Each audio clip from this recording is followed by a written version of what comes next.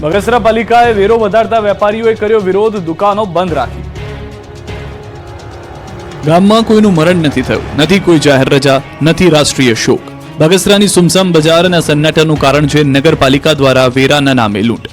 બગસરા નગરપાલિકા દ્વારા વેરામાં વધારો કરવામાં આવતા વેપારીઓમાં વિરોધ ફાટી નીકળ્યો.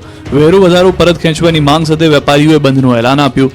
ચેમ્બર ઓફ કોમર્સે આજે બંધનું એલાન આપ્યું છે. તમામ વેપારીઓએ વેપાર ધંધા બંધ રાખી પાલિકા સામે વિરોધ નોંધાવ્યો. બગસરા પાલિકાએ 700 રૂપિયાનો વેરો વધારતા શહેરીજનોમાં ભારે રોષ જોવા મળ્યો. પાલિકાએ સફાઈ, સ્ટ્રીટ લાઇટ, ભૂગર્ભ ગટર, પાણી સહિતના વેરામાં વધારો કરતા લોકોમાં રોષ ભભૂકી ઉઠ્યો. વેપારીઓ મોટી સંખ્યામાં જોડાઈને રેલી કાઢી નાયબ કલેક્ટર, મામલતદાર અને ચીફ ઓફિસરને આવેદનપત્ર આપી રજૂઆત કરી વેરો ઘટાડવા માંગ કરી. વડોદરામાં આડેધડ ખોદકામથી લોકો હેરાન પરેશાન.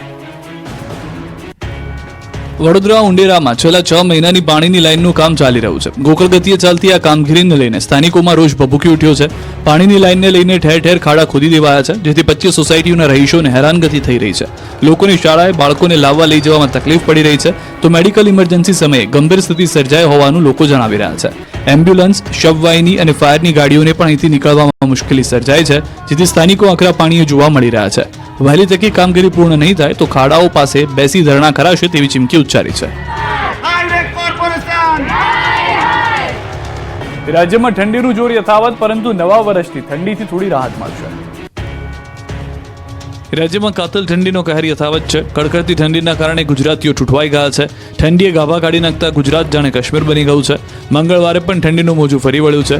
રાપરમાં સૌથી વધુ 5.2 ડિગ્રી ઠંડી પડી, નલિયામાં 6 ડિગ્રી, થરાદમાં 7.7 ડિગ્રી, અંબાજી મંદિર ખાતે 8.7 ડિગ્રી તાપમાન, રાધનપુરમાં 9 ડિગ્રી, ભુજમાં 10.2 ડિગ્રી, ડીસામાં 10.6 degree, Rajkot 11.4 degree, Gandhinagar 11.5 degree અને અમદાવાદમાં 14.5 ડિગ્રી તાપમાન નોંધાયું. જોકે નવા વર્ષથી ઠંડીમાં ઘટાડાની શરૂઆત થશે. નવા વર્ષથી લોકોને ઠંડીથી રાહત મળશે.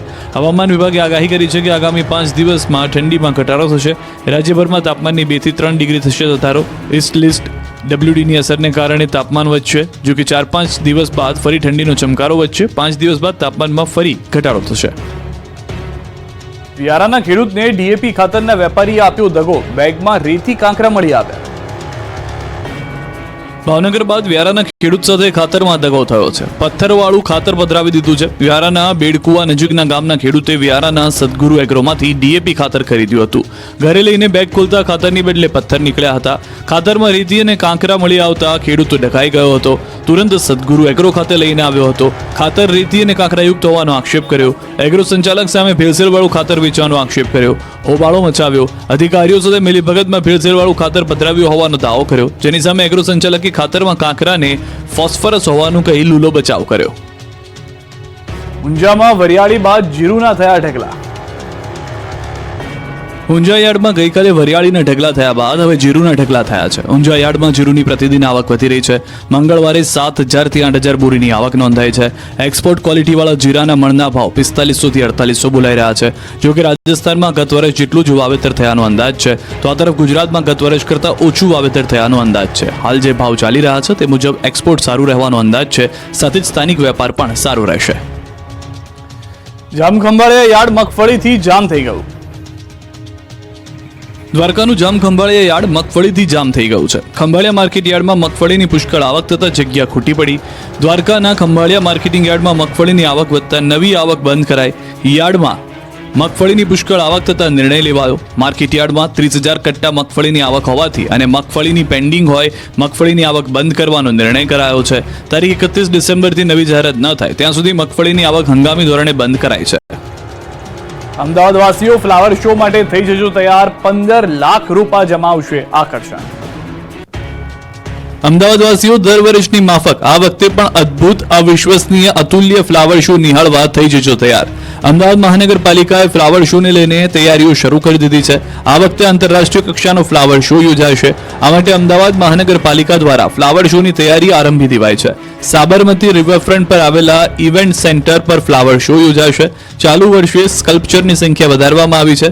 ફ્લાવર શોમાં 61 સ્કલ્પચર કરવામાં આવ્યા છે, તો દેશ વિદેશના 15 લાખ રૂપિયાઓથી ફ્લાવર શો તૈયાર કરાશે, જેમાં કીર્તિ સ્તંભની પ્રતિકૃતિ, 3 એન્ટ્રન્સ વોલની પ્રતિકૃતિ, આર્ચીસની પ્રતિકૃતિ, કેનોપીની પ્રતિકૃતિ, કેનિયન વોલની પ્રતિકૃતિ, ગરબા કરતી મહિલાઓની પ્રતિકૃતિ, હયાત મોરના સ્ટ્રક્ચર વગેરે જોવા મળશે. તો પિટુનિયા, ડાયન્થસ, ક્રિસ્થિમમાં સેવંતી, વિમકા, કજેનિયા, એમરન્સ, લીલી વગેરે પ્રકારના કુલ 15 લાખથી વધુ ફૂલ છોડના રોપા પ્રદર્શિત કરવામાં આવનાર છે. ઉપરાંત આ વખતે સવિશેષ 30થી વધુ એક્ઝોટિક વિદેશી ફૂલોની જાતો પણ લોકો નિહાળી શકે તે માટે પ્રદર્શિત કરવામાં આવનાર છે. ફ્લાવર શોનો ખર્ચ પણ 8 થી 10 કરોડ વધવાનો છે.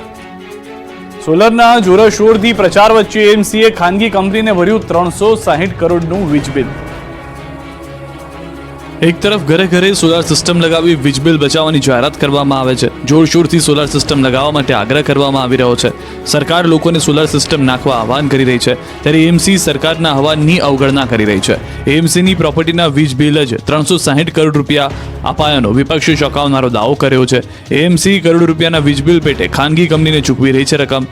એએમસી હસ્તક zonal office, sub zonal office, hospital, urban health centre સહિત અનેક ઓફિસ કાર્યરત છે, જેના લાઇટ બિલ પાછળ ખાનગી કંપનીને દર વર્ષે 360 કરોડ જેટલી માતબર રકમ ચૂકવવામાં આવે છે.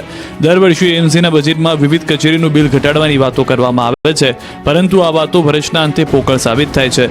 તો એએમસીએ સ્પષ્ટતા કરી કે હાલ ચાલુ જ બિલ્ડિંગમાં સોલાર સિસ્ટમ કાર્યરત છે. હજુ 58 મિલકતમાં સોલાર રૂફટોપ સિસ્ટમ લગાવવાની કામગીરી પૂર્ણતાને આરે છે. વર્ષ 2017 સુધીમાં 0% બિલના લક્ષ્યાંક સાથે એએમસી કામગીરી કરી રહ્યું છે. એએમસીએ અનેક બિલ્ડિંગમાં સોલાર સિસ્ટમ લગાવી તિજોરી પર